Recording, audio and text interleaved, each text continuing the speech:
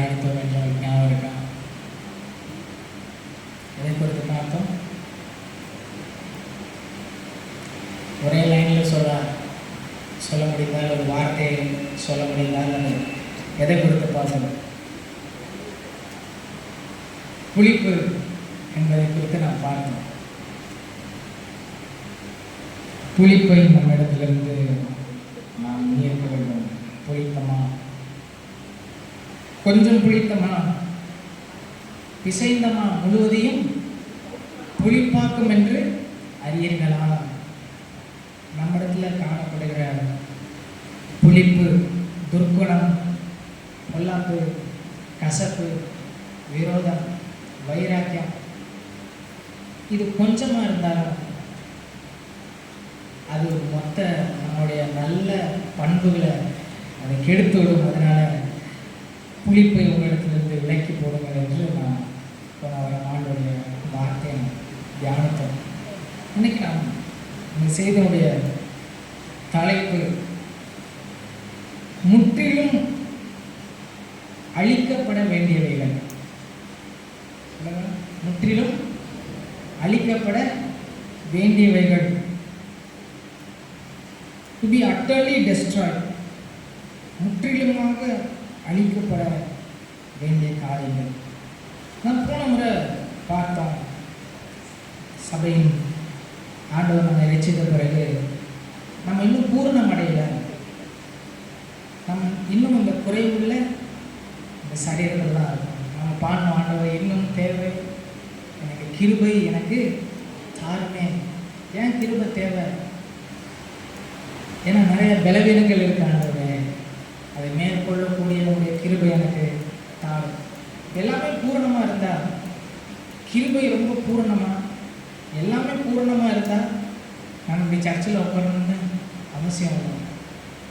பரலோகத்தில் பூரணம் இருக்குது. நாம் பூரணத்துக்கு நேராக, அந்த வளர்ச்சிக்கு நேராக நாம் கடந்து கொண்டே இருக்கிறோம். நிறையா குறைபாடுகள் இருக்குது. நான் யோசித்தேன், இன்னும் அழிக்கப்பட வேண்டியவைகள். ரொம்ப நேரம் இதை குறித்து நான் யோசித்து கொண்டே இருந்தேன். நான் பேச போகிற காரியங்கள் இது எல்லாம் என்னிடத்துல ரொம்ப பெர்ஃபெக்டாக ஆன பிறகு, அதுக்கப்புறம் தான் நான் இந்த செய்தியை பேச வேண்டுமானால் நான் பரலோகத்துக்கு போய் தான் இந்த செய்தியை பேச வேண்டும். நான் ஒரு சபைக்கு கொடுக்குற காரியங்களை கொடுக்கும்படி ஆண்டவர் கொடுத்த உத்தரவாதத்தின் அடிப்படையில் நான் கொடுக்குறேன். உபாகமம் 7ஆம் அதிகாரம்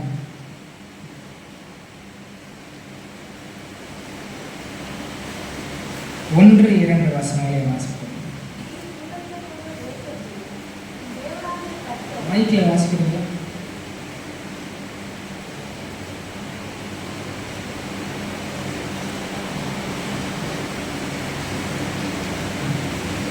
நீ சுதந்திரிக்க போகிற தேசத்தில் உன் தேவனாகிய கர்த்தர் உன்னை பிரவேசிக்க பண்ணி, உன்னை பார்க்கிலும் ஜனம் பெருத்த ஜாதிகளாகிய ஏத்தியர், கிர்காசியர், எமோரியர், கானானியர், பெரிசியர், ஏவியர், எபூசியர் என்னும் 7 பலத்த ஜாதிகளை உனக்கு முன்பாக துரத்தி, உன் தேவனாகிய கர்த்தர் அவர்களை உன்னிடத்திலிருந்து ஒப்புக் கொடுக்கும் பொழுது அவர்களை முறிய அழித்து அவர்களை சங்காரம் பண்ண கடவாய்.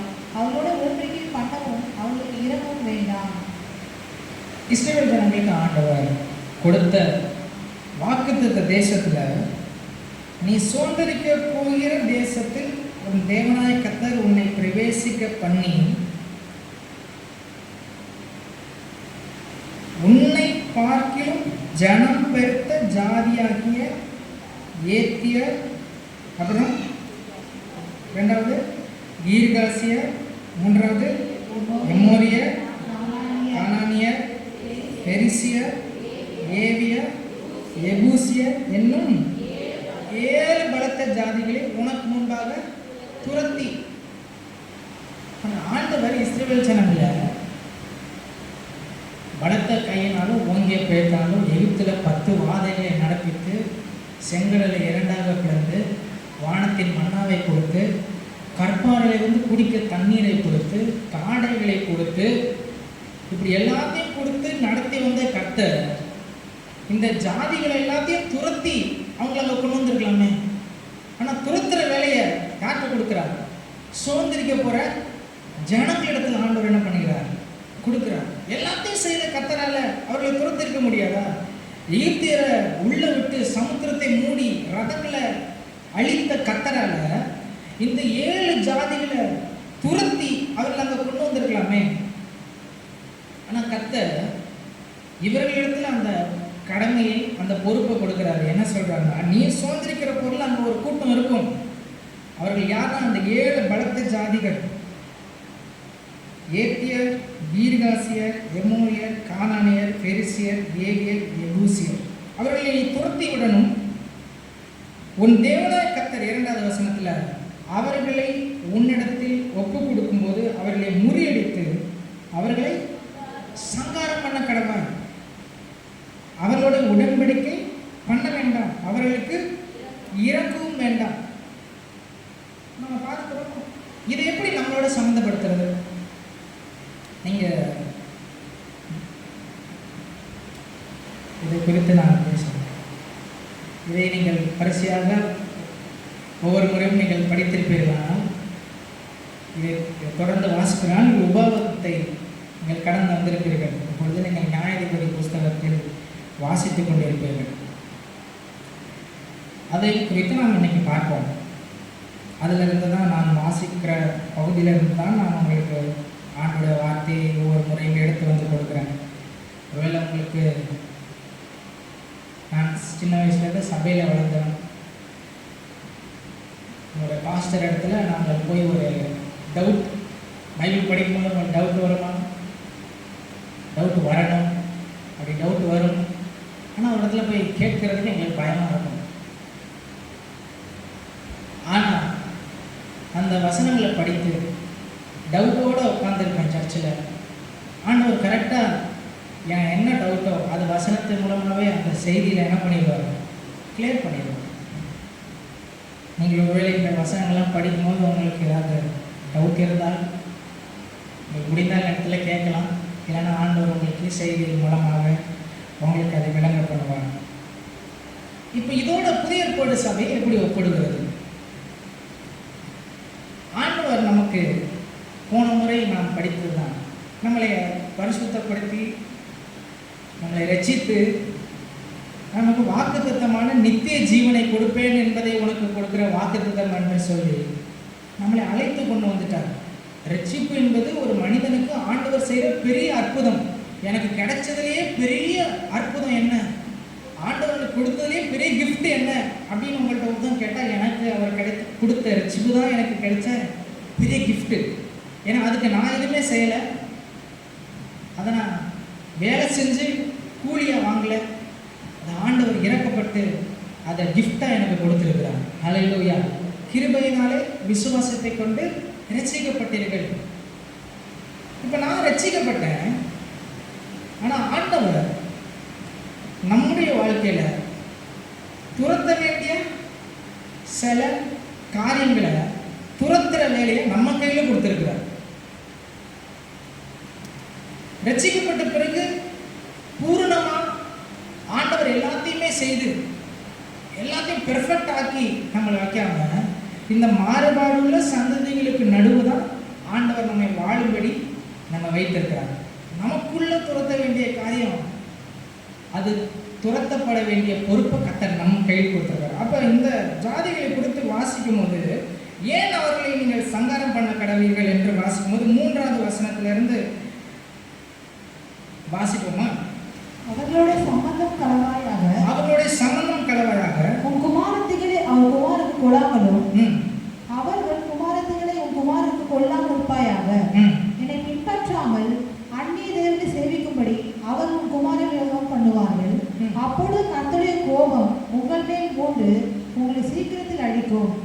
நீங்கள் அவர்களுக்கு செய்ய வேண்டியது என்னவென்றால், அவர்கள் பலிபீடங்களை இடித்து அவர்கள் சிலைகளை தகர்த்து அவர்கள் தோப்புகளை வெட்டி அவர் விக்கிரகங்களை அக்னியில் எடுத்து போட வேண்டும்.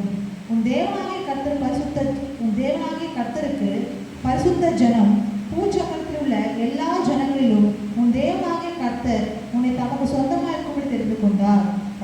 நீ உன் தேவனாகிய கர்த்தருக்கு பரிசுத்த ஜனம், பூமியில் இருக்கிற எல்லா ஜனத்திலும் பூச்சக்கரத்தில் உள்ள எல்லா ஜனங்களிலும் உன் தேவனாய் கர்த்தர் உன்னை தமக்கு சுதந்திரமாக தெரிந்து கொண்டார். அப்போ கர்த்தர் சுதந்திரமாக தெரிந்துக்கிட்டாரு. இப்போ கர்த்தர் ஒரு வேலையை கொடுக்குறாரு. நீ பிரவேசிக்கிற தேசத்தில் உனக்கு முன்பாக இருக்கிற 7 ஜாதிகளை நீ துரத்த வேண்டும். அப்படி நீ துரத்தாமல் போனால் 4வது வசனம் கடைசியில் வாசிக்கிறோம். கர்த்தருடைய கோபம் உங்கள் மேல் மூண்டு உங்களை சீக்கிரத்தில் அழிக்கும். நீ அவர்களை துரத்தலைன்னா நீ இந்த தேசத்தில் இராதபடி கர்த்தர் உன்னை அழித்து போடுவார், நீ துரத்தப்படுவார். உபாகமம் 20ஆம் அதிகாரம் 16-17 வாசிக்கிறோம். உன் தேவனாகிய கர்த்தர் உனக்கு சுதந்திரமாக கொடுக்கிற ஏத்தியர், எமோரியர், கானானியர், பெரிசியர், ஏவியர், எபூசியர் என்னும் ஜனங்களின் பட்டணங்களில் மாத்திரம் சுவாசமுள்ள ஒன்றையும் உயிரோடு வைக்காமல் அவர்களை உன் தேவனாய் கர்த்தர் உனக்கு கட்டளையிட்டபடியே சங்காரம் பண்ண கடவாய். ஒன்றும் உயிரோடு இருக்கக்கூடாது. 7 ஜாதிகளில் சுவாசமுள்ள ஒன்றும் உயிரோடு இருக்கக்கூடாது ஆண்டவர் அவர்கள் சொல்கிறார். இப்போ இந்த எதிரிகள், இந்த சத்துருக்கள், இந்த 7 பலத்த ஜாதிகள், இவர்களுடைய வகை என்ன, அதை குறித்து நாம் பார்க்க போகிறோம். இப்போ உபாகமம் 7:1 முதலாவது ஏத்தியர் என்று பார்க்கிறோம். ஏத்தியர் என்றால் யார் என்றால் பயமுறுத்துகிறவர்கள், பயம், டெரர், பயமுறுத்துகிறவர்கள். பயம், குழப்பம், மனசோர்வு இவைகளை உண்டு பண்ணுகிற ராட்சதர்கள் தான் யாரு? ஏத்தியர். அப்போ ஆவிக்குரிய வாழ்க்கையில் பார்க்கும்போது நமக்குள்ள நிறைய நேரங்களில் பயம், குழப்பம், மனசோர்வு உண்டு பண்ணுகிற சில மாம்சம், சில சத்துரு இன்னும் உள்ளதான் இருக்கு. ஆண்டவர் சொல்றாரு, அவனை நீ முற்றிலும் சங்காரம் பண்ண கடவாய்.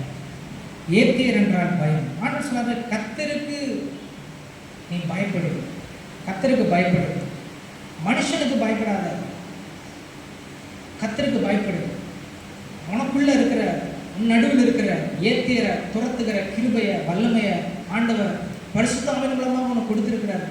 அதனால இந்த பயத்தை, குழப்பங்களை, மனசோர்வை உண்டு பண்ணுகிற அந்த ஏத்தியரின் ஆவி உனக்குள்ள இராதபடி நீ கர்த்தருடைய கிருபையை பற்றி கொண்டு அதை உன்னிடத்திலிருந்து துரத்தி விடு. அடுத்ததாக பார்க்கிறோம் கீர்காசியர். கீர்காசியர் என்றால்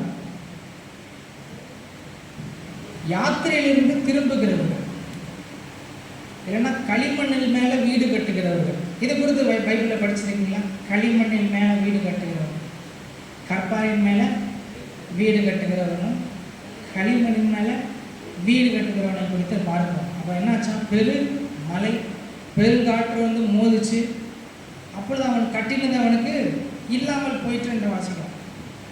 அப்போ கீர்காசியர் என்றால் நிலை இல்லாதவர்கள், ஒரு உறுதியான அஸ்திபாரத்தின் மேல கட்டப்படாதவர்கள். ஆண்டவரை நேசித்து அவரை பின்பற்றி வந்திருக்கிறேன். இப்ப இயேசுவின் மேல என் விசுவாசமாகி அஸ்திபாரம் உறுதியா இல்லாம போனா எனக்கு சில நேரத்தில் சில சந்தேகம் வந்து, நான் சரியான நம்பிக்கையில தான் இருக்கிறேன், இல்லை நான் பழைய மாதிரி என்னுடைய பழைய காரியங்களுக்கு நான் திரும்பி போயிடலாமா? கீர்காசியர் என்றால் திரும்புகிறவர்கள், நிலை இல்லாதவர்கள், உறுதி இல்லாதவர்கள். என் விசுவாசம் ஆண்டவர்கள் உறுதியாக இருக்கிறார். பெருங்காற்று, பெரு சோதனை அவை வரும்போது என்னால் கர்த்தருக்காக, ஆண்டவரே என்னை கடைசி வர முற்றுமுடிய ரட்சிக்க நீர் வல்லமை உள்ளவர், இந்த சோதனையிலிருந்து மேற்கொள்ள எனக்கு கிருபை கொடுப்பீர் ஆண்டவரே என்று சொல்லி நம்முடைய தரத்தை காண்பித்து அங்கு நிற்க முடியாம எதுக்கு ஆண்டவரை தேடணும்? ஏன் ஆண்டவர்கிட்ட வந்தோம்? இந்த சோதனையை முடியலையே, மறுபடியும் நம்முடைய வழிக்கே போயிடுவோம் என்று திரும்பி போகக்கூடிய மனநிலையுடைய, நிலை இல்லாத, உறுதி இல்லாத தன்மையுடைய சத்துரு தான் அந்த கீர்காசியர். ஆண்டவர் சொல்றாரு, இதை நீ ஒன்றிருந்து என்ன பண்ணணும்? துரத்தணும். அப்படின்னு சொன்னா, நீ ஜெபம் பண்ணும்போது நீ சந்தேகத்தோட கேட்கக்கூடாது, ஆண்டவர் எனக்கு கொடுப்பாரா கொடுக்க மாட்டாரா. நீ விசுவாசத்தோட ஜெபம் பண்ண, ஆண்டவர் அதை உனக்கு தருவார். நான் சரியான மார்க்கத்தில் தான் இருக்கிறேன்னா, சரியான வழியில் தான் நடக்கிறேன்னா, இவ்வளோ சோதனை வருதே, பின்னாடி பேக் அடிச்சிடலாமா, பின்வாங்கலாமா, அப்படி இல்லை. வசனம் சொல்லுது, நீ பின்வாங்கி போயானா உன் பேரில் கர்த்தர் பிரியமாக இருக்க மாட்டார். கர்த்தர் நம்ம மேல ஒரு பெரிய முதலீடே வைத்திருக்கிறார். என்ன முதலீடு? இயேசு தான் அந்த முதலீடு. இயேசுவை நமக்கு முதலீடாக கொடுத்து நம்ம வாங்கியிருக்கிறார். அப்போ பின்வாங்கி போகிற அந்த மனநிலை, உறுதி இல்லாத மனநிலையை, இந்த கீர்காசியரான அந்த பலத்த ஜாதியை துரத்துகிற வேலையை கர்த்தர் நம்முடைய கையில் கொடுக்கிறார். மூன்றாவது, எமோரியர். எமோரியர் என்றால் பேச்சில் பெருமையும் அகந்தையும் கொண்டவர்கள். நம்ம இருமாப்பா, பெருமையா, எடுப்பா துடுக்கா, பெருமையா பேசுகிற பேச்சை கொண்டவர்கள் தான் இந்த எமோரியர். அவர்கள் தங்களை உயர்வாக நினைத்து கொண்டு மற்றவர்களை மட்டமாக குற்றம் காண்பிக்கிறவர்கள். பெருமை வரும்போது என்ன பண்ணுவோம் அப்படின்னா, ஏற்கனவே இதை கொடுத்து நம்ம பார்த்துருக்கோம். பெருமை என்ன பண்ணோம் அப்படின்னா, நம்மளுடைய குறையெல்லாம் ரொம்ப சின்னதாக பார்ப்போம், மற்றவங்களுடைய குறைய ரொம்ப பெருசாக பார்ப்போம். நான் அவங்களோட நான் ரொம்ப பெட்டராக இருக்கேன், அவங்களுக்கு நான் பரவாயில்ல. நம்மளுக்குள்ள சில குறை இருக்கும், ஆனால் அதை நம்ம நியாயப்படுத்துறதுக்கு அவங்களுக்கு நான் பரவாயில்ல, அதனால நான் இப்போ என்ன குறை இருந்தாலும் நான் ஓகே, அவங்களாம் அப்படி இருக்கிறாங்க, நான் அதுக்கு எவ்வளோ பெட்டர்ப்பா அப்படின்னு தன்னை குறித்து பெருமையாக பேசி கொண்டிருக்கிற ஒரு அரக்கன், ஒரு சத்துரு, ஒரு எதிராளி, அல்லது அந்த எதிராளியோட குணம் அதுதான் அந்த பெருமை பேசுகிற குணம், அகந்தை, பெருமை, தங்களை உயர்வாக நினைத்து மற்றவரிடத்தில் இருக்கிற குற்றத்தை காண்பது. ஆண்டவர் சொல்றாரு, நான் தான் நியாயாதிபதி, ஜட்ஜு. யாரு? கர்த்தர். நேரத்தில் நம்ம ஜட்ஜாக மாறிடுறோம், ஆட்டோமேட்டிக்காக நமக்கு வந்துடுது. ஒரு காரியத்தை பார்த்தோன்னே நம்ம என்ன பண்ணுறோம்? ஜட்ஜா, இல்லையே இது தப்பு, இதனால தான் உனக்கு இப்படி வந்துச்சு, இதனால தான் ஆண்டவனை அடித்தார் அப்படின்னு சொல்லி நிறைய இடத்துல ஜட்ஜு பண்ணக்கூடிய காரியம் நம்ம இடத்துல வந்தது. நீதிமொழிகள் 8:13 நான் வாசிக்கிறோம். நீதிமொழிகள் 8:13.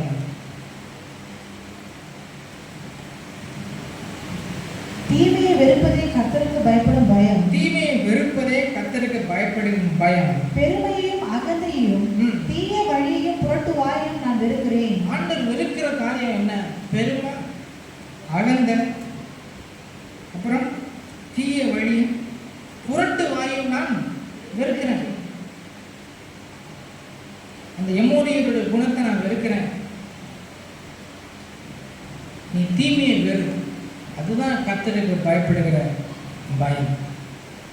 அடுத்ததாக இருக்கிற சத்துரு, எதிராளி யாரு? கானானியர். கானானியர் என்றால் அவர்கள் வியாபாரி அல்லது வர்த்தகர் அல்லது பொருளாசை நிற்கவர்கள், பொருளாசை உடையவர்கள். வியாபாரிகள் இல்லை வர்த்தகர் அல்லது பொருளாசை கொண்டவர்கள். பைபிள் புதிய ஏற்பாட்டில் பொருளாசையை ரொம்ப சின்னதாக சொல்லாமல் விக்கிரக ஆராதனையான பொருளாசை என்று பைபிளில் நான் வாசிக்கிறேன். விக்கிரக ஆராதனை பொருளாசையும் ஆண்டவர் ஒன்றா சேர்த்து உபதேசங்களை பேசுகிறதை குறித்து நான் பார்க்க முடியும். அப்போ இந்த கானானியர் என்றால் பொருளாசை கொண்டவர்கள். நாம் யாக்கோபு 4:4 வாசிக்கிறோம், உலக சிநேகம் தேவனுக்கு விரோதமான பகை. பொருளாசை, என்னை பார்த்தா அது எனக்கு வேணும், ஒரு காரியம் ஒரு வீட்டில் இருக்கிறத பார்த்தா அது எனக்கு வேணும், இது அவங்கள்ட்ட இருக்கிறதோட என்கிட்ட இருந்தால் அது நல்லா இருக்குமே என்று பொருளின் மேலே அளவு கடந்த ஆசை வைக்கிறது.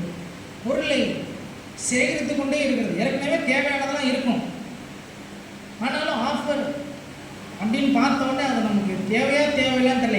நம்மகிட்ட இருக்கும். ஆனால் அதையும் என்ன பண்ணுவோம்? சேர்த்து வைப்போம். அது யாருடைய குணம்? கானானியர்.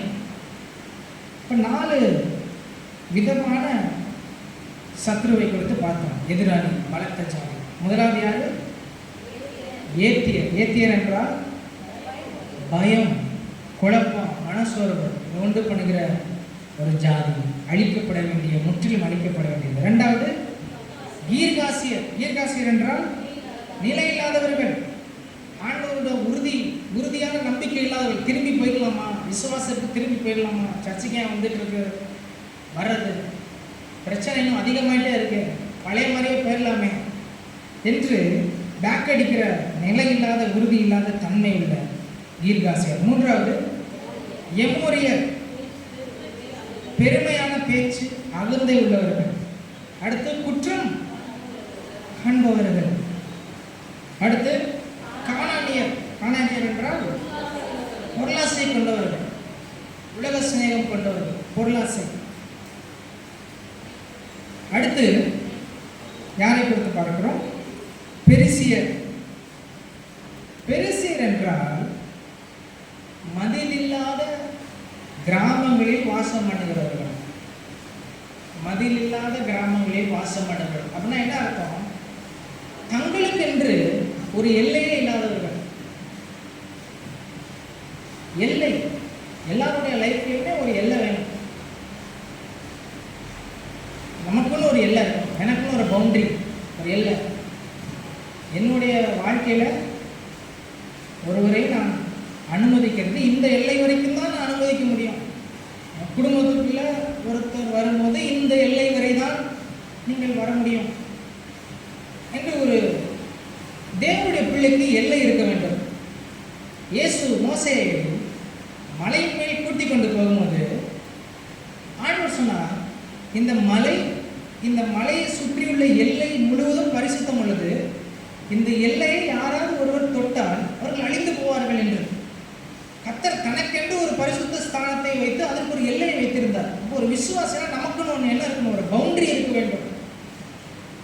நாம் யாரோட பேசுகிற காரியமாக இருக்கலாம், நம்மளுடைய ஆஃபீஸில் நாம் கலந்து பேசுகிற ஒரு காரியமாக இருக்கலாம். ஆனால் நமக்குன்னு ஒரு எல்லைக்குள்ளே தான் ஆண்டவர் இருக்கணும்னு நம்மளை தீர்மானித்து வைத்திருக்கிறார். இந்த பெரிசியர் யார் என்றால் எல்லை இல்லாதவர்கள். அப்படின்னா இங்கேருந்து தன்னுடைய எல்லையை விட்டு அவர்கள் எங்கேயோ போவார்கள், அங்கிருந்து இங்கே சம்பந்தம் வைப்பார்கள். அப்படி என்றால் என்ன சொல்லலாம் அப்படின்னா, சுய கட்டுப்பாடு இல்லாதவர்கள். அதான் ஆண்டவர் சொல்றாரு நீதிமொழிகள் 25:28 நான் வாசிக்கும் போது,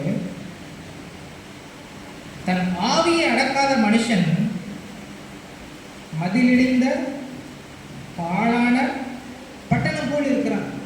நீதிமொழிகள் 25:28. தன் ஆவியை அடக்காத மனுஷன் மதிலிடிந்த பாழான பட்டணம் போல் இருக்கிறான்.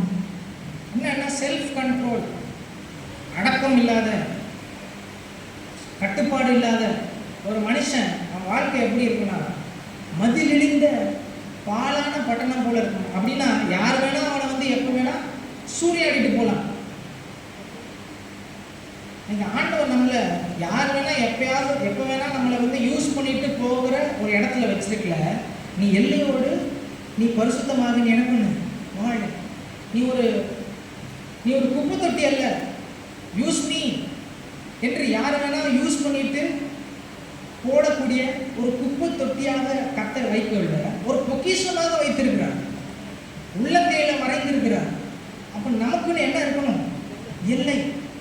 சுய கட்டுப்பாடு இல்லாத, எல்லை இல்லாத ஒரு குணம்தான் அந்த பெரிசியருடைய குணம். அதில் இல்லாத கிராமங்களில் வாசம், சுய கட்டுப்பாடு இல்லாதவர்கள். அடுத்ததாக ஏவியர். ஏவியர் என்றால் ரொம்ப சொகுசான வாழ்க்கை வாழுகிறவர். அவருடைய கொள்கை என்னவென்று கேட்டால், எனக்கு எது நன்றாக தோன்றுகிறதோ அதை நான் செய்வேன், என் பார்வைக்கு எது நல்லதாக தெரியுதோ அதை நான் செய்வேன். சொகுசான வாழ்க்கை வாழுகிறவர்கள் தான் ஏவியர். இப்போ நாம் வேதத்தில் பார்க்கிறோம், பண ஆசை எல்லா தீமைக்கும் வேறா இருக்கிறது.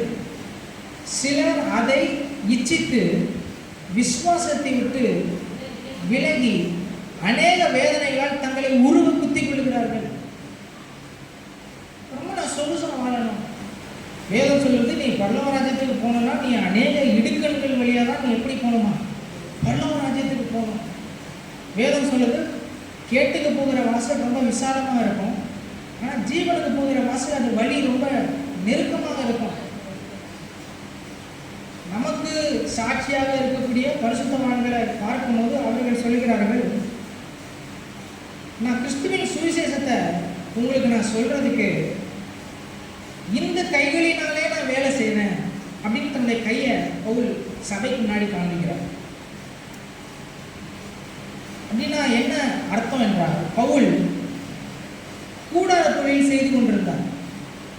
கூடார தொழில் செய்து சபையை நடத்தி கொண்டு சொகுசு வாழ்க்கை வாழக்கூடிய அவர் கிறிஸ்துவுக்காக எளிமையான வாழ்க்கை வாழ தன்னை ஒப்பு கொடுத்து அப்படி அவர் கிறிஸ்துவின் ஊழியத்தை செய்தார். அப்போ இந்த டென்ட் மேக்கிங், இந்த கூடார தொழில் செய்யும் போது அந்த கூடார வேலையினால கைகள்லாம் ரொம்ப காய்த்து போகுமா. ஆணி அடிக்கிறது, தைக்கிற இந்த வேலையில கைகள்லாம் ரொம்ப காய்த்து போகுமா. சபைக்கு முன்னாடி சாட்சியாக காமிக்கிறாரு, இந்த கைகளே வேலை செய்து பாருங்க.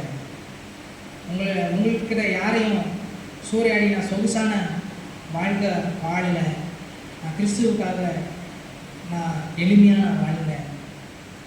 அப்போ கிறிஸ்து எளிமையாக வாழ்ந்ததை குறித்து நான் பார்க்கணும். இன்னைக்கு இருக்கிற கல்ச்சரில், இன்னைக்கு இருக்கிற சமுதாயத்தில்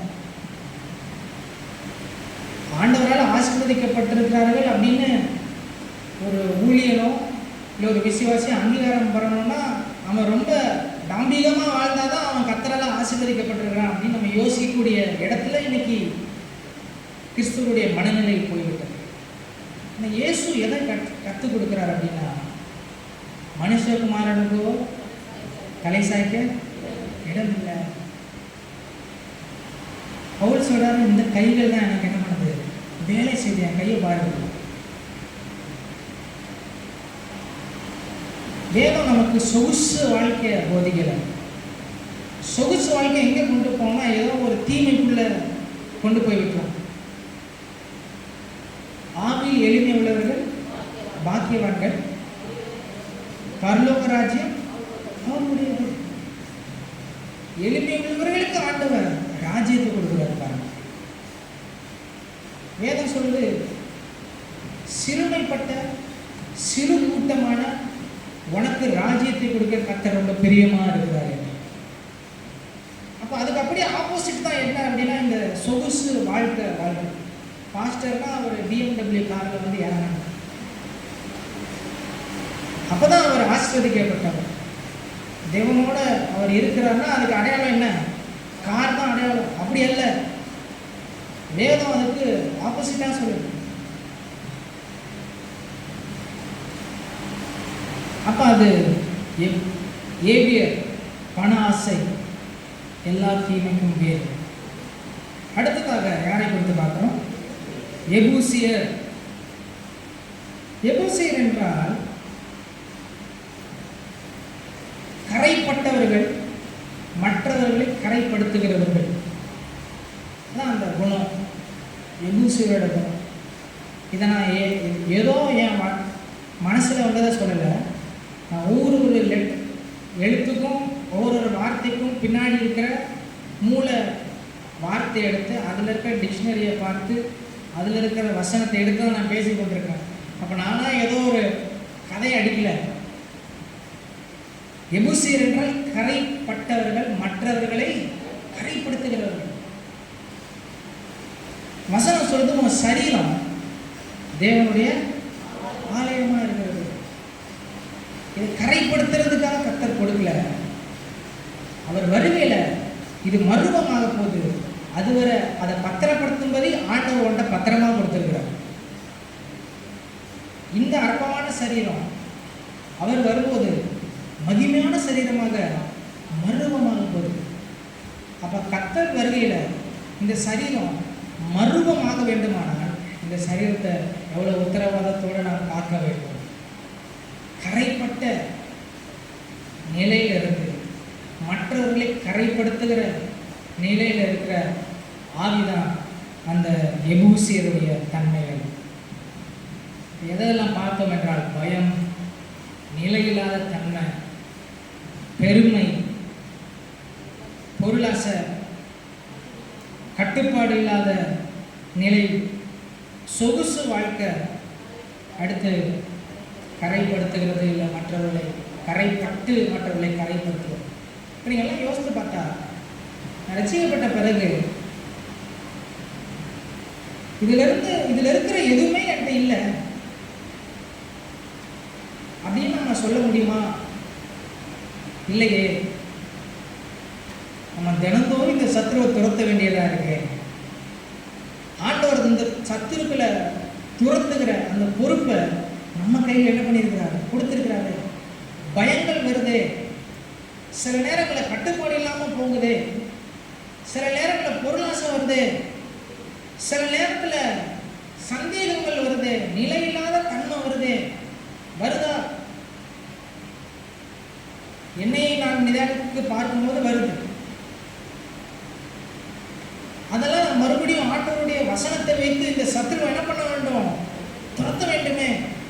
தேவனுடைய வார்த்தையானது இருபுறம் கருக்குள்ள எந்த பட்டயத்திலும் கருக்கான தாயும் ஆவியும் ஆத்மாவையும் கருக்களையும் ஊனையும் உருவத்தக்கதாக பிரிக்கத்தக்கதாக உருவ குத்துகிறதாக இருக்கிறது என்று வாசிக்கும். இப்போ இந்த வசனத்தை வைத்து சத்துருவே, பயமே, பொருளாசையே, இது எனக்கு உகந்ததல்ல, நீ என்னுடைய எல்லையை விட்டு என்ன வேணும், போக வேண்டும் என்று சொல்லி ஜெபம் பண்ணி கிருபையை பற்றி கொண்ட அந்த சத்துருவை நாம் துரத்த வேண்டும் அல்லவா? அல்லேலூயா.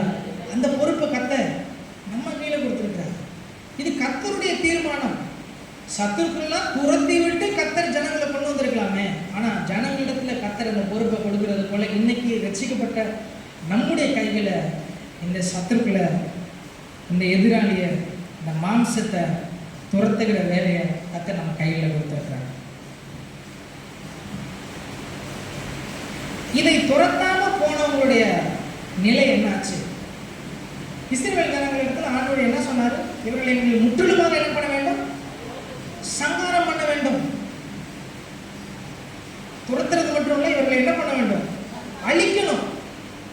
அதான் நாம் வேதத்தில் ஒரு வசனத்தை வாசிப்போம், எடுக்க வேண்டாம். மாம்சத்தின்படி பிழைத்தால் சாவீர்கள், ஆவினாலே சரீரத்தின் செய்திகளை அழித்தால் பிழைப்பீர்கள். அப்படின்னா எனக்கு முன்னாடி ஒரு எதிரி நிற்கிறான், அவனை நான் பாதியா மட்டும் வெட்டி பாதி உயிரோட வைத்திருந்தா அவன் என்ன பண்ணிடுவான், கொன்றுவானே. அதனால அவன் அழிக்கப்பட்டால் தான் நான் பிழைக்க முடியும். நானும் மாம்சமும் பிழைக்க முடியாது. ஆவிக்குரிய மனுஷன் உயிரோட இருக்கணும்னா மாம்சத்தை தினந்தோறும் அவன் அழிக்க வேண்டும். அப்ப எதிரியை பாதியோடு அழித்து விட முடியாது. மாம்சத்தின்படி பிழைத்தால் சாவீர்கள், ஆவினாலே சரீரத்தின் செயலை அழித்தால் பிழை. அப்ப தினமும் அழிக்கப்பட வேண்டிய சத்துரு உள்ள இருக்கிறானே. நீ வித்தியாசமா யோசிக்க கூடாது. இதுதான் நிதர்சனமான உண்மை. இது கிறிஸ்டியன் லைஃப். ஒரு அம்மா சர்ச்சில் அந்த வந்து கொஸ்டின் அண்ட் ஆன்சர் செஷன், பாஸ்டர்கிட்ட நீங்கள் எந்த கேள்விலாம் கேட்க, அப்படி அந்த பாஸ்டர் நின்று கொண்டு இருந்தார். அப்போ எல்லாரும் கேள்வி கேட்டுட்டு இருந்தாங்க. இப்போ அம்மா எந்திரிச்சு கேட்டாங்க, நான் ரசிக்கப்பட்டேனாவே எனக்கு தெரில, நேரத்தில் எனக்குள்ள பயம் வருது, இந்த நேரத்தில் எனக்குள்ள இந்த கிறிஸ்து இல்லாத நிறையா சுபாவங்கள் எனக்குள்ளே வருது, நான் ரசிக்கப்பட்டேனாவே எனக்கு தெரில பாஸ்டர், நான் என்ன பண்ணுறதுன்னு தெரில. என்னுடைய பேர் வந்து ஜாய். என் பேர் என்ன, ஜாய். நான் ரொம்ப அழிவோடு சொன்னாங்க. பாஸ்டர் சொன்னார், ஜாய் நீ கவலைப்படாத, நானும் உன் கூட்டத்தில் தான் இருக்கேன், அதனால் என் கூட்டத்தில் என்ன பண்ணு, சேர்ந்துக்க வா. அப்போ தினமும் நமக்கு என்ன இருக்கு, போராட்டம் இருக்கு. அதை ஒரு விசுவாசி அறிந்திருக்க வேண்டும். எனக்கு யுத்தம் இருக்கு, நான் ஜெயிக்கணும், நான் ஜெய வாழ்க்கை வாழணும், நான் ஆண்டவருக்காக ஜெயித்து வாழணும். ஏன்னா வசனம் சொல்றது, ஜெயம் கொள்கிறவனுக்கு ஆண்டவர் கிரீடத்தை கொடுப்பார். ஜெயம் கொள்கிறவனுக்கு கொடுக்கிறவனுக்கு ஆண்டவர் வெண்வஸ்திரத்தை கொடுப்பார். அப்போ அது எனக்கு வேண்டுமே. இப்போ இந்த வேலையை செய்யாம ஃபெயிலான இஸ்ரவேலருக்கு நான் உங்களுக்கு காண்பிக்க விரும்புகிறேன். அவர்கள் தான் இந்த நியாயாதிபதி புஸ்தகம் நீங்கள் படித்து கொண்டு இருப்பீர்கள். நான் குயிக்காக நான் சில வசனங்களை உங்களுக்கு வாசித்து காமிக்க விரும்புகிறேன். துரத்தப்பட வேண்டிய அந்த கூட்டம் இப்போ என்ன ஆச்சு என்று பார்த்தால், நியாயாதிபதிகள் 2ஆம் அதிகாரம்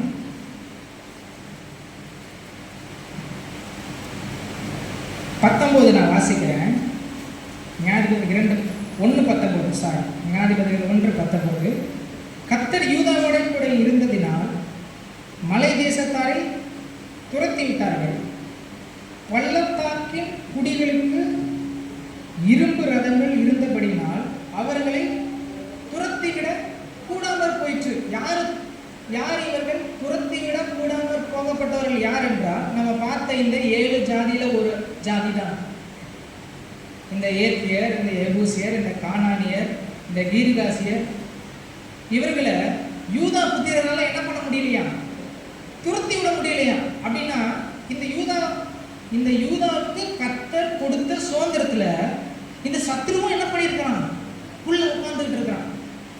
இந்த துரத்துற வேலையை முழுமையா துரத்துற வேலையை கர்த்தர் யூதாட்ட கொடுத்தாரு. ஆனா யூதா 85% 90% குறித்து வாசிக்கும் போது 32ல ஆசேரியர் தேசத்தின் குடிகளாகிய கானானியர் நடுவே குடியிருந்தார்கள். நீங்க பைபிள் அப்படியே வாசித்து போகும்போது இது புரியாது. மற்ற எல்லா கோத்திரத்தை விட இந்த ஆசேர் கோத்திரம் ரொம்ப ஒஸ்ட். ஏன் அப்படின்னா, மற்ற எல்லா கோத்திரத்துக்கு ஏதாவது ஒரு மூலையில இந்த அழிக்கப்பட வேண்டிய ஜாதி இருந்தது. ஆனா ஆசேர் கோத்திரத்தை பார்க்கும்போது அந்த ஜாதி பெருசா இருக்கு, அதுல ஆசேருக்கு ஒரு சின்ன இடம் இருக்கு. அதுதான் இந்த வசனத்துல வாசிக்கிறோம். ஆசேரியின் தேசத்தின் குடிகளாகிய கானானியரின் நடுவே குடியிருந்தார்கள். நப்தலியும் பார்க்கும்போது நப்தலியும் அப்படிதான், அட்டர் ஃபெயிலியர்.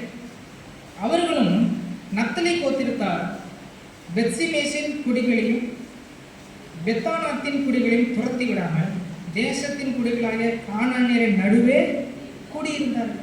அப்போ அவங்களுக்குள்ளே இவங்க குடியிருக்கிறாங்க. வசனம் சொன்னது அவங்கள துரத்தி விட்டு நீ எல்லாவற்றையும் சுதந்திரமாக எடுத்துக்கொள்ள வேண்டும் என்று.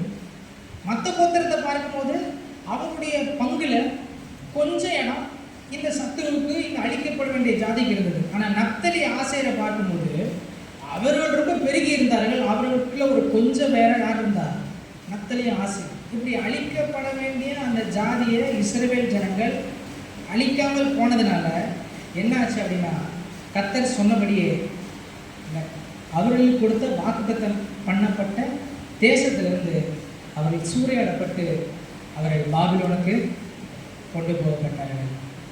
ஆண்டவர் துரத்துகிற வேலையை கொடுக்கும்போது சத்துருவை கொஞ்சம் மிச்சம் மீதி வச்சோம் அப்படின்னா, கொஞ்சம் பெருமை இருக்கட்டும், கொஞ்சம் பொருளாசை இருந்தால் அது ஓகே, கொஞ்சம் பெருமை இருந்தால் அது கொஞ்சம் ஓகே, கொஞ்சம் அடக்கம் இல்லாமல் இருந்தால் அது ஓகே, கொஞ்சம் பயம் இருந்தால் ஓகே அப்படின்னு அழிக்கப்பட வேண்டிய காரியத்தை அழிக்கப்படாமல் கொஞ்சம் வச்சாலும் அந்த சத்ரு நம்மை அழித்து கர்த்தர் நமக்கு கொடுத்த வாக்குத்தத்த தேசத்திலிருந்து நித்திய ஜீவனிலிருந்து நம்மை விலக பண்ணி விடுவார். அதனால கர்த்தர் அந்த பொறுப்பை நம்முடைய கையில் கொடுத்தார். கடைசியாக நான் ஒரு வசனத்தை 1-2 வசனங்களை வாசித்து முடிக்க விரும்புகிறேன். ஒரு நியாயாதிபதிகள் புத்தகத்தில் பார்க்கும்போது ஒரு சுழற்சி முறையை நீங்கள் பார்க்க முடியும். என்ன சுழற்சி முறை?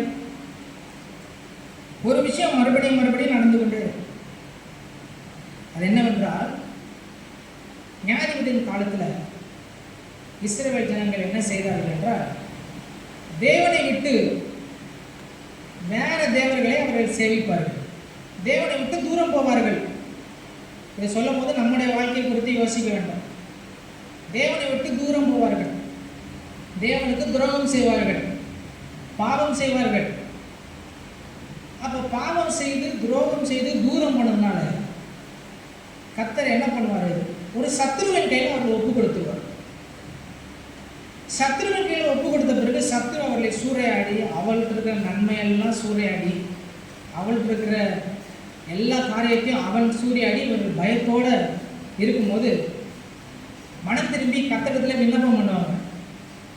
ஆண்டவரே, எங்களை காப்பாற்ற வேண்டும் ஆண்டவரே, நாங்கள் செய்தது தப்பு தான் என்று மனம் திரும்பி அவர் கர்த்தரிடத்துல விண்ணப்பம் பண்ணி முறையிடுவார். முறையிட்ட உடனே கர்த்தர் அவர்களுக்கு ஒரு இரட்சகனை ஏற்படுத்துவார். ஒரு நியாயாதிபதியை, ஒரு விடுதலையாக்குகிறவனை, ஒரு மீட்பு கொடுக்கிறவனை அவர் ஏற்படுத்தி கொடுப்பார். அவன் சிம்சோனாக இருக்கலாம், ஒத்தனியங்களாக இருக்கலாம், எப்தாவாக இருக்கலாம். ஒருத்தவனை வைத்து அவர் ரட்சித்து ஜனங்களை மீட்டெடுப்பார். ரட்சித்த உடனே, மீட்டெடுத்த உடனே தேசம் ரொம்ப அமைதியாக இருக்கும். தேசம் அமைதியான உடனே மறுபடியும் என்ன பண்ணுவாங்க? கர்த்தரை விட்டு பின்வாங்கி போய் தேவனை விட்டு தூரம் போவார்கள். அப்போ தேவன் என்ன பண்ணுவார்? சத்ருவின் கையில் ஒப்பு கொடுப்பார். சத்ருவின் கையில் ஒப்பு கொடுத்தோன்னா என்ன ஆகும்? ரொம்ப வேதனையாக இருக்கும். உடனே என்ன பண்ணுவாங்க? மனம் திரும்புவாங்க. மனம் திரும்பி விண்ணப்பம் பண்ணோன்னே கர்த்தர் என்ன பண்ணுவாங்க? அவர்களை மீட்கிறதுக்காக ஒரு இரட்சகனை ஏற்படுத்தி கொடுப்பார். உடனே அந்த இரட்சகன் வந்து அவர்களை மீட்டெடுத்த உடனே தேசம் ரொம்ப அமைதலாக இருக்கும். மறுபடியும் என்ன ஆகும்? நம்முடைய வாழ்க்கை எப்படி இருக்கா? கர்த்தர் ஒரு மீட்பு, ஒரு விடுதலை கொடுத்த உடனே அந்த கிருபையிலேயே அப்படியே நிலைத்திருந்து தொடரக்கூடிய அந்த தயவை பற்றி இருக்கிறோமா? இல்லை சத்ரு ஓய்ந்திருந்த போது உடனே கர்த்தருக்கு விரோதமாக ஒரு துன்மார்க்கத்தையோ ஒரு பாவத்தையோ ஈடுபட்டு திருப்பி அடிமைத்தனத்துக்குள்ளாகி திருப்பி விண்ணப்பம் பண்ணி மன்றாடி திருப்பி கர்த்தர் அதிலிருந்து ஒரு விடுதலை கொடுத்து அப்படி நம்மளோட வாழ்க்கையில் ஒரு சுழற்சி முறையாக போய்கொண்டே இருக்கோம். நல்லா இருக்கேன், விழுந்து போகிறேன், கர்த்தர்கிட்ட ஜெபம் பண்ணுறேன், கர்த்தர் விடுதலை ஆக்குறாரு, நல்லா இருக்கேன், விழுந்து போகிறேன், மனம் திரும்புகிறேன், ஜெபம் பண்ணுறேன், கர்த்தர் விடுதலை ஆக்குறாரு, திருப்பி விழுந்து போகிறேன். அப்படி ஒரு சுழற்சி முறை இருந்தால் அந்த சத்ருவின் கிரியை அழிக்கிறதுக்கு மனுஷகுமாரன் வெளிப்பட்டார். ஹல்லேலூயா. என்னோட லைஃப்பில் அந்த ஃபெயிலியர் பேட்டர்ன் தொடரக்கூடாது. இந்த சத்ருவுடைய ஒரு பேட்டர்ன் தொடரக்கூடாது. ஆண்டவரே, நீர் என்னை ரட்சித்து என்னை விடுதலையாக்கின பின்பு அந்த கிருபையை நான் பற்றி கொண்டு அந்த கிருபையிலே கடைசி வரை தொடர எனக்கு உதவி செய்ய மாட்டேன். நான் பார்க்கறதெல்லாம் என்ன? ஜெயத்தின் காரியத்தை கொடுத்து பார்க்கிறோம், ஜெயத்தை கொடுத்து பார்க்கிறோம். இப்போ சில இடத்துல நீங்கள் யோசிக்கலாம், இது கொஞ்சம் ஆறுதலாக இருந்தது எனக்கு. என்ன காரியம் என்றால், சில நேரத்தில் சில சத்துரு ஈஸியாக போக மாட்டான். புரியுதா? தெரியல. சில நேரங்களில் சில சத்துரு ஈஸியாக என்ன பண்ண மாட்டான். எதற்கான? நீ அப்போதான் நீ தாழ்மையோடு இருந்து என்ன நீ உத்தமமாக பின்பற்றியா இல்லையாங்கிறத கர்த்தர் அறியும்படிக்கே சில சத்துருக்களை என்ன பண்ணியிருப்பாரு, வச்சிருப்பார். நானா சொல்கிறேன், நான் வாசிக்கலாம், இதை மட்டும் வாசித்து நான் முடிக்க விரும்புகிறேன். நியாயாதிபதிகள் 3ஆம் அதிகாரம் 1-4 வரை நான் உங்களுக்காக வாசிக்கிறேன். என்னோட கூட நீங்கள் சேர்ந்து வாசிக்கலாம். கானான் தேசத்தில் நடந்த சகல யுத்தங்களையும் அறியாதிருந்த இஸ்ரவேலராகிய அனைவரையும் சோதிப்பதற்காகவும் இஸ்ரவேல் புத்திரரின் சந்ததியாரும் அதற்கு முன் யுத்தம் செய்ய அறியாதவர்களும் அவர்களை அறியும்படி பழக்குவிப்பதற்காகவும் கர்த்தர் விட்டு வைத்த ஜாதிகள் யாரென்றால், பெலிஸ்தரின் 5 அதிபதிகளும் சகல கானானியரும் சீதோனியரும் பாகால் எர்மான் துவக்கி ஆமாத்திற்குள் பிரவேசிக்கும் வரைக்கும் லீபனோனின் மலைகளிலே குடியிருக்கிற ஏவியருமே. கர்த்தர் மோசேயை கொண்டு தங்கள் பிதாக்களுக்கு விதித்த கற்பனைகளுக்கு இஸ்ரவேலர் கீழ்ப்படிவார்களோ என்று அறியும்படி இஸ்ரவேலரை அவர்களாலே சோதிப்பதற்காக அவர்கள் விடப்பட்டிருந்தார்கள். ஆண்டவர் பாருங்க, நான் ஆண்டவரை உண்மையா நான் நேசிக்கிறேனா இல்லையா? நிறைய இயலாம இருக்கு. உங்களை பற்றி தெரியல, எனக்கு நிறைய இயலாம இருக்கு. ஆண்டவர் ஏன் ஆண்டவரை இவ்வளோ டென்ஷன் ஆகுது? நானும் நீடிய சாந்தமாக இருக்கிறேன் நீ சொல்லியிருக்கிறீரே, என் நுகத்தை ஏற்றுக்கொண்டு எனக்கு கற்றுக்கொள்ளுங்கள் சொல்லியிருக்கிறீரே. தாழ்மை உள்ளவராக இருக்கிறேன்னு சொல்லியிருக்காரு. அந்த சத்துருவை துரத்தி விட்டாலும் மறுபடியும் வரானே, ஆண்டு சொல்றாரு, இந்த சத்துரு இருக்கிறதுக்கு நான் தான் அலோவ் பண்ணேன். எதற்காகடா, நீ உண்மையிலேயே என்னை உத்தமமாக பின்பற்றியா இல்லையான்னு அவனை வச்சே உன்னை சோதிக்கிறதுக்காக தான் சில சத்துருவை நான் என்ன பண்ணியிருக்கேன் விட்டு. சிலத்தில் நம்ம ஜோம் பண்ணலாம், ஆண்டவரே. அப்போஸ்தலன் பவுல் சொல்றாரு, ஆண்டவரே என் பலவீனம் என்னிடத்திலிருந்து நான் நீங்கும்படி நான் 3 தடவை நான் ஜோம் பண்ணேன். யாரு? 3வது வானத்துக்கு போய் ஜீவ புஸ்தகத்தில் சபையில் இருக்கிற 2 பேரோட பேரை பார்த்துட்டு திரும்பி வந்த அவரு சொல்றாரு, நான் என்ன குறிச்சே நான் மேன்மை பாராட்டாத படிக்கு என் சரீரத்தில் ஒரு முள் கொடுக்கப்பட்டிருக்குது, அது என்னை குட்டும் சாத்தானுடைய தூதனா இருக்கிறது.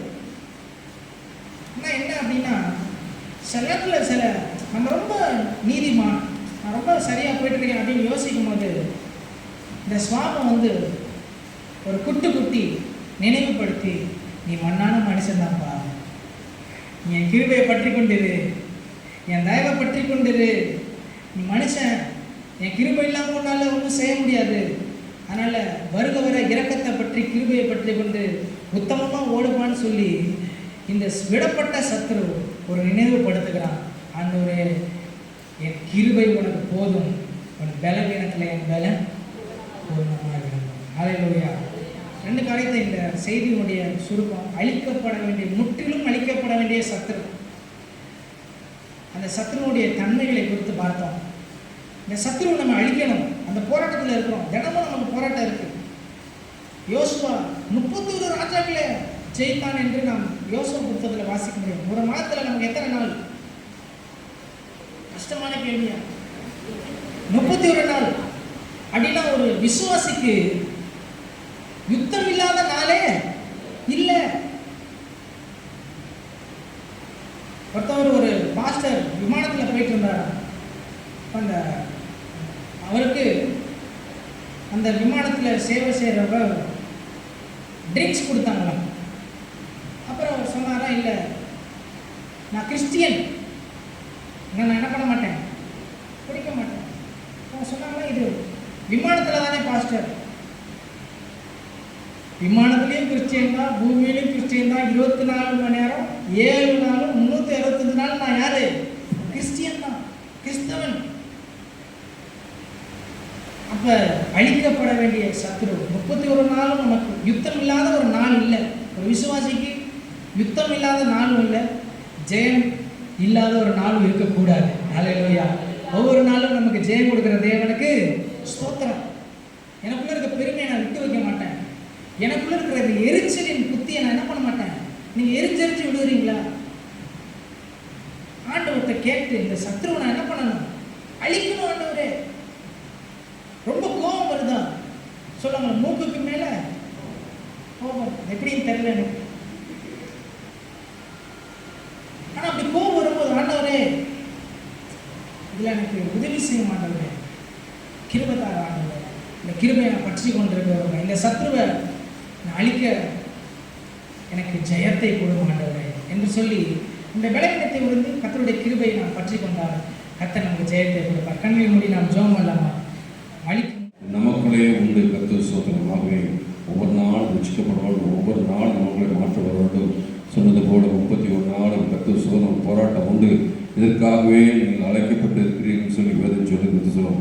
நல்ல போராட்டத்தை போராட்டமே நீங்கள் அழைக்கப்பட்டிருக்கிறீர்கள். உலகத்தில் உபத்திரம் உண்டு, திடன் கொள்ளுங்கள், நான் உலகத்தை ஜெயித்தேன் நம்முடைய ஆண்டவராக இயேசு சொன்னார். ஹல்லேலூயா. ஆக இது மேற்கொள்ளத்தக்கதான கிருபை நமக்கு தரும்படி எல்லாரும் ஒருமனப்படுவோம். அப்பா, இந்த பொல்லாத 7 சுபாவங்கள் ஜாதிகள் மத்தியில் இருக்கிறதப்பா, எங்களுக்குள்ளே இருக்கிறது, எங்களை சுற்றி இருக்கிறது, எங்கள் சிறந்து இருக்கிறேன். ஏன்னு கேட்டால் சில ஜனங்களை சீர்படுத்த முடியாது, சரிப்படுத்த முடியாது. ஆண்டவரே அப்பா, நீ சிதறவிட்டிருக்கிறே, இருந்து இதை மேற்கொள்ளத்தக்கதான கிருபை எங்களுக்கு தரும்படிய சொல்லி வாழ்த்திருந்தே இந்த பொல்லாத சுபாவத்தை ஆண்டவரே மேற்கொள்ளத்தக்கதான கிருபை எங்களுக்கு தரும்படியா ஜெபிக்கிறோம். எங்களை தாழ்த்துகிறோம். ஆண்டவரே நன்றி அப்பா. சொல்லுங்க வாழ்த்திருந்த அப்பா, மக்கள் சோத்திரம் சோத்திரம் சோத்திரம் சோத்திரம். இந்த பொல்லாத ஆண்டவரே சுபாவங்களை மேற்கொள்ளத்தக்கதான கிருபை எங்களுக்கு தரும்படியா ஜெபிக்கிறோம். கிருபைகளுக்கு தர இரக்கம் பாராட்டாத படிக்கை இயேசுவே மத்தியில் இந்த குருளான ஜனங்கள் இராதபடியே அந்த சுபாவம் இராதபடியே முற்றுமாய் அழுத்து கொடுத்தக்கதான கிருபைகளுக்கு தரபடியாக செபிக்கிறப்பா. நன்றி ஆண்டவரே, நன்றி அப்பா. கர்த்தருடைய ஜெபத்தை கேட்டபடி நாளை சோத்திரம் பண்ணுவோம். சோத்திரம் சோத்திரம் சோத்திரம் சோத்திரம் சோத்திரம் சோத்திரம். நன்றி.